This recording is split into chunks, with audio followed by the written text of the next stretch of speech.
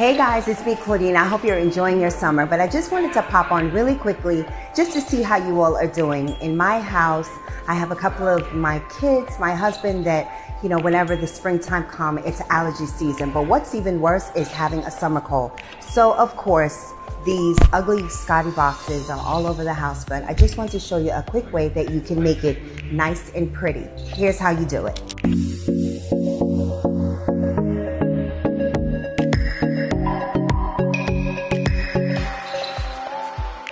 So here's a quick way that you can make these ugly boxes look really pretty in your home.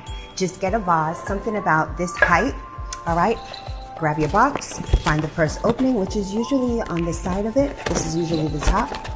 Pop it right out, right? Put it right in. Find the center, pull it right up, and there you have it. You can even add some embellishments, as I've done with this. Using a DIY bling wrap, you can use any sort of, to make it nice and decorative. And there you have it. Like, share, and follow me on Create with Claudine. And stay tuned for my next video right here on my page. Bye.